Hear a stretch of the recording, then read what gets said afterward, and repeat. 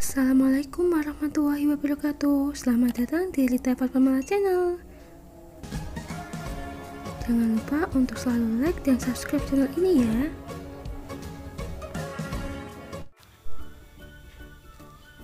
Nah adik-adik, coba perhatikan gambar makanan yang ada di layar. Bagaimana tampilannya? Kalian tertarik nggak untuk memakannya? Coba kalian pikir juga, apakah makanan itu sehat?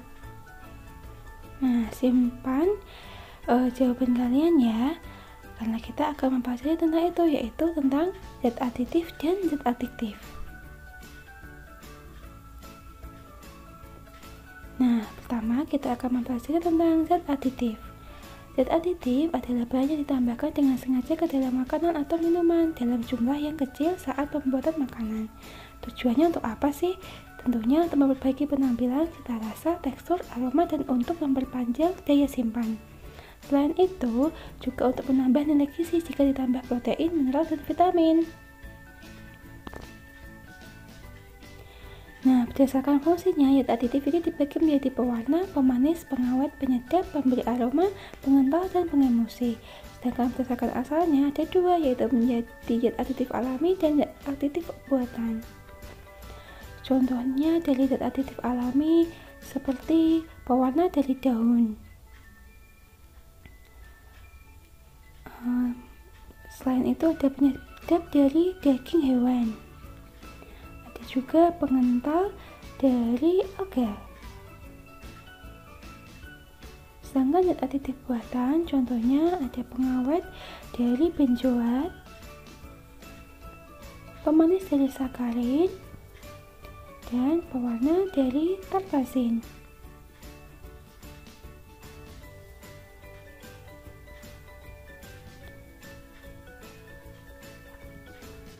Nah adik-adik, kali ini kita akan mempelajari zat pewarna pada makanan sebagai zat aditif. Ini ditambahkan tujuannya untuk memperbaiki atau memberi warna agar menarik.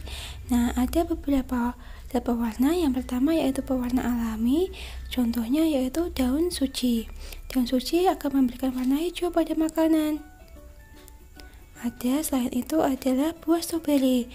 Buah stroberi ini memberikan warna merah ya. Selain itu ada juga buah naga. Buah naga juga memberikan warna merah. Nah, keunggulan dari zat pewarna alami adalah tentunya lebih sehat dan tidak menimbulkan efek samping. Sedangkan kelemahannya adalah warnanya terbatas. Biasanya hanya hijau dan merah. Dan biasanya memberikan aroma yang tidak diinginkan. Selain itu, warnanya cepat pudar jika terkena panas.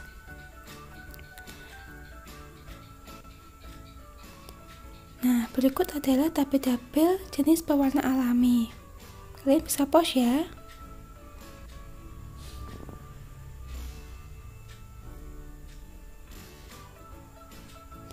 Yang kedua adalah pewarna buatan. Nah, adik-adik, zat pewarna buatan ini diperoleh melalui reaksi kimia menggunakan bahan yang berasal dari reaksi kimia sintetis. Ada beberapa jenis pewarna buatan. Contohnya untuk warna biru itu ada Brilliant Blue FCF. Kalian bisa amati pada tabel ya. Apa sih keunggulan dari pewarna buatan ini? Yang pertama, harganya relatif lebih murah dan praktis dalam penggunaannya, tinggal tuang. Dan warnanya pun kuat. Selain itu, jenisnya beragam. Kita bisa memadu-padakan warnanya dan tidak cepat rusak ketika kita panaskan. Namun ada beberapa jenis pewarna buatan yang sekarang sudah dilarang oleh pemerintah. Kalian bisa lihat di tabel. Nah, ini penggunaannya tidak boleh ya untuk makanan, sebab berbahaya bagi kesehatan.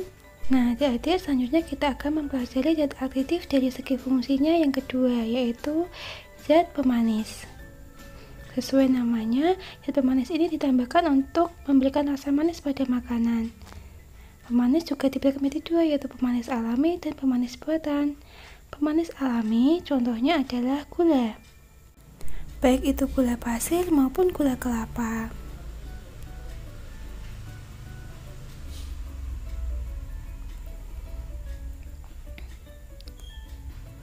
Nah, untuk pemanis buatan itu rasanya hampir sama dengan pemanis alami, bahkan lebih manis.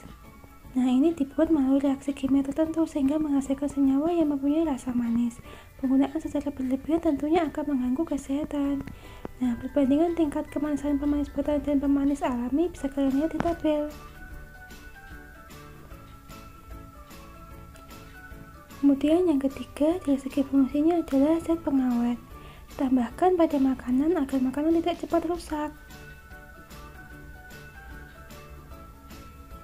Bisa kalian lihat di layar, jika roti tawar itu dibiarkan, lama-lama akan menjamur. Kerusakan biasanya ditimbulkan oleh mikroorganisme yang tumbuh di makanan. Nah, ini ada tabel beberapa contoh bahan pengawet dan penggunaannya. Bisa kalian pause ya.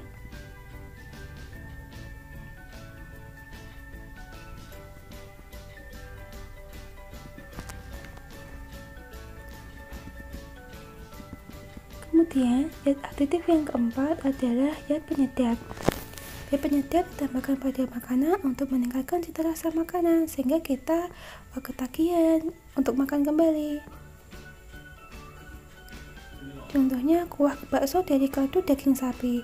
Penyedap alami yang bisa digunakan seperti bawang merah, bawang putih, garam, pala, merica, cabai, laos, dan bumbu empon-empon lainnya. Penyedap buatan contohnya adalah vetsin yang mengandung monosodium glutamat atau MSG.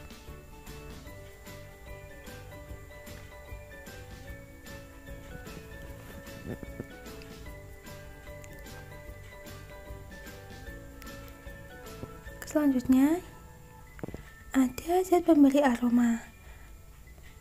Pemberi aroma ini ditujukan untuk memberi aroma tertentu pada makanan atau minuman. Contohnya yang alami ada ekstrak buah nanas dan buah-buahan lainnya. Untuk buatan ada amil kaproat yang memberikan rasa apel dan vanili yang memberikan rasa vanila. Kemudian ada zat pengental. Zat pengental digunakan untuk menstabilkan atau memekakan makanan yang dicampurkan dengan air. Contohnya ada pati, gelatin, agar-agar. Contohnya kalian pernah makan capcay kan? Capcay itu kuahnya agak kental. Nah, itu dari adanya zat pati sebagai pengental kuahnya. Seperti itu.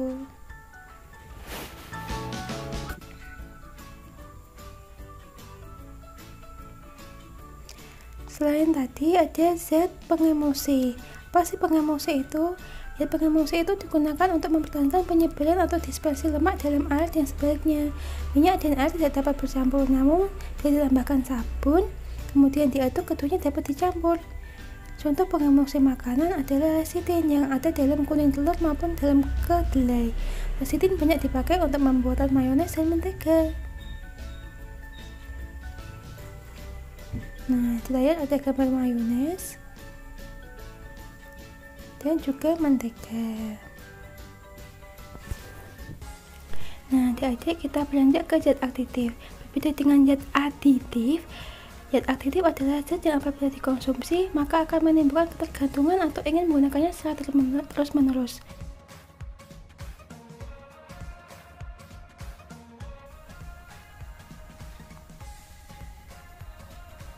Jenis-jenis dari zat aktif itu ada banyak.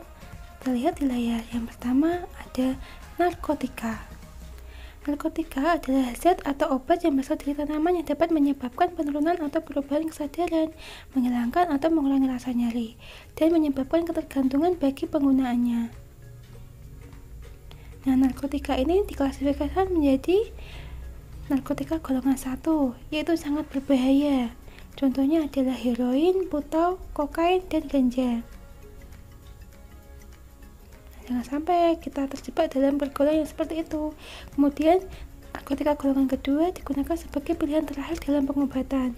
Contohnya adalah morfin, petidin, dan metadon. Dan narkotika golongan 3 ini yang banyak digunakan dalam pengobatan.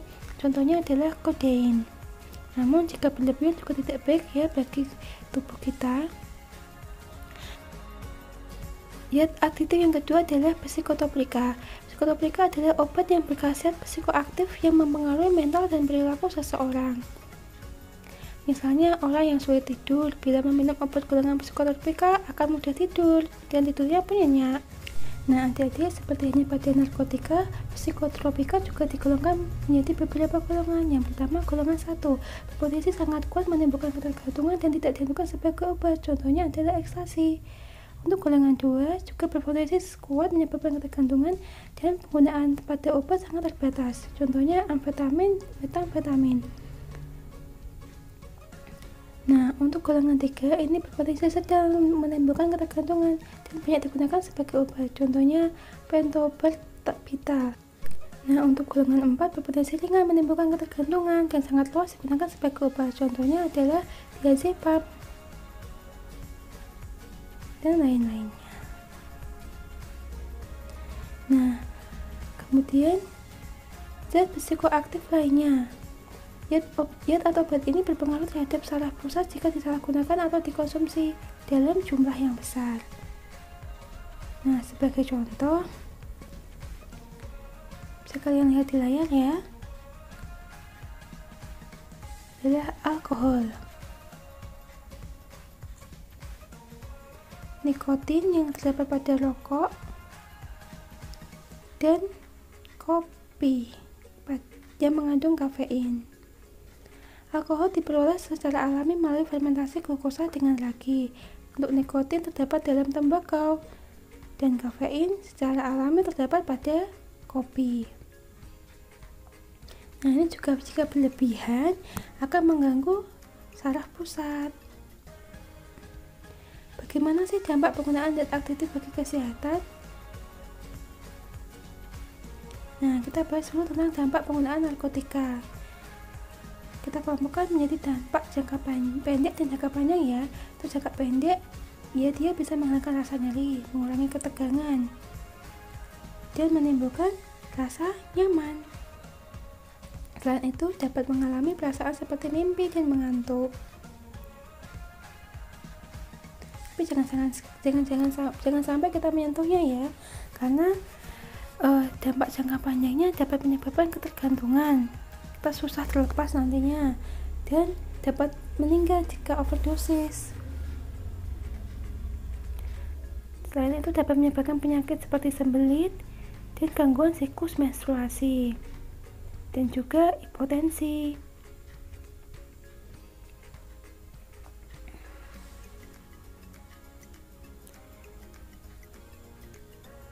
Nah, selanjutnya kita bahas tentang dampak penggunaan psikotropika. Dampak jangka pendeknya dapat menyebabkan terjaga atau tidak tidur, dan menyebabkan rasa riang ya, atau gembira, dan perasaan melambung. Kemudian juga rasa nyaman, tapi juga sekaligus murung, ceria tapi murung, dan nafsu makannya hilang. Biasanya juga berkeringat dingin, dan rasanya pengen minum terus, dan badannya pun gemetar, jantung berdebar, tekanan darah meningkat.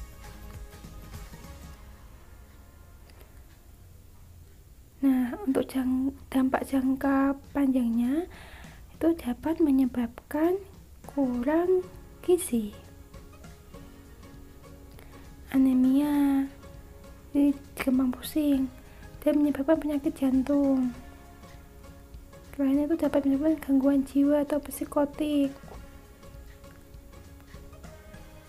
stroke, gagal jantung, dan kematian. Tentunya kan kita tidak mau mati dalam kondisi yang sedemikian rupa kan. Nah, ini dampak penggunaan zat psikoaktif lainnya, jadi selain narkotika dan psikotropika. Itu ada inhalasia, dapat menyebabkan kematian mendadak akibat kekurangan oksigen atau ilusi, halusinasi, dan persepsi yang salah. Misalnya merasa dapat terbang sehingga nekat terjun dari tempat yang tinggi. Alkohol dapat memabukkan, berjalan sempoyongan, menyebabkan keinginan untuk merusak, dan menyebabkan kecelakaan saat berkendara dalam keadaan mabuk. Dalam jangka panjang, alkohol merusak hati, merusak kelenjar getah lambung, merusakkan sistem saraf, menyebabkan gangguan jantung, dan meningkatkan risiko kanker. Nikotin dalam rokok menimbulkan kanker paru-paru, penyempitan pembuluh darah, penyakit jantung, tekanan darah tinggi, dan hipertensi. Dan juga bahaya bagi orang di sekitar kita yang terkena asapnya. Nah, bagaimana cara mencegah diri dari bahaya narkoba? Ada 10 upaya yang bisa kita rangkum. Tentunya kalian tahu bahwa narkoba adalah singkatan dari narkotika, psikotropika, dan obat terlarang. Penggunaan narkoba sangat membahayakan hidupmu. Cara-cara mencegah diri dari bahaya narkoba pertama yaitu tentunya kita mengenal dan menilai diri sendiri. Hal ini berarti kamu mengenal kelemahan dan kekuatan, kekurangan dan kelebihan kalian, dan cita-cita dan tujuan hidup yang ingin kamu capai. Goalsmu itu apa? Tentukan dari sekarang. Nah, yang kedua, meningkatkan harga diri. Perlu. Kenapa? Dengan harga diri kita akan menimbulkan rasa kepercayaan diri. Harga diri adalah suara hatimu yang menunjukkan bahwa kamu sangat berharga serta mampu mencapai cita-citamu. Tidak ada yang tidak mungkin, asal kita mau berusaha ya. Dan ketiga, meningkatkan rasa percaya diri. Ketika kita sudah merasa diri kita berharga, otomatis percaya diri itu akan tumbuh, dimana kita dapat yakin akan sesuatu yang kita ingin capai dan berani terhadap cita-cita dan cara pandang kita yang mungkin berbeda dari orang lain. Kita berani speak up seperti itu. Dengan percaya diri kita dapat menghadapi segala tantangan, insya Allah. Nah, cara yang keempat, terampil mengatasi masalah dan mengambil keputusan. Jadi jangan takut jika kita menemui masalah, justru masalah itu adalah yang membuat kita semakin kuat. Jadi prinsip itu kalian harus pegang ya. Dan belajar mengelola emosi. Tidak apa-apa kita pernah mengalami rasa takut, marah, khawatir, tapi kita juga harus bisa bangkit dari rasa-rasa yang membuat kita jatuh ke bawah. Nah, yang kelima, memilih pergaulan yang baik dan terampil menolak narkoba. Kita berhak menentukan teman kita siapa yang bisa mendorong kita menjadi lebih baik. Jauhi teman yang toksik gitu ya.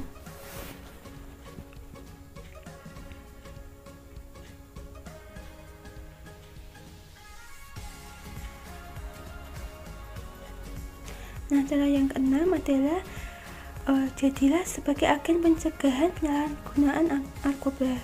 Aktif di beberapa kegiatan sekolah, baik sekolah maupun di luar sekolah ya, di lingkungan sekitar kalian.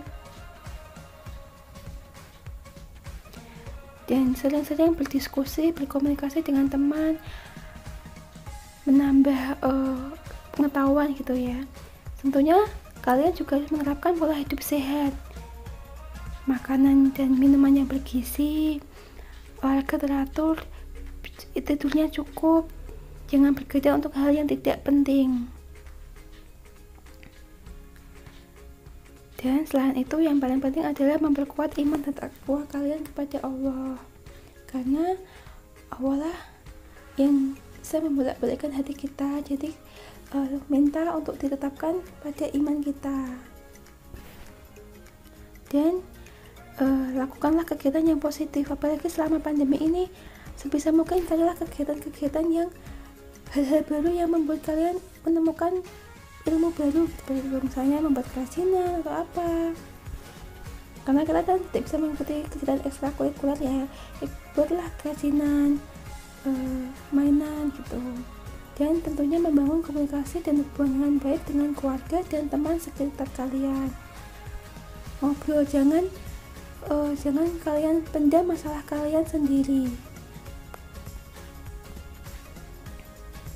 Orang sekitar kalian itu ada untuk membantu kalian. Terima kasih sudah nonton video ini. Jangan lupa subscribe. Assalamualaikum warahmatullahi wabarakatuh.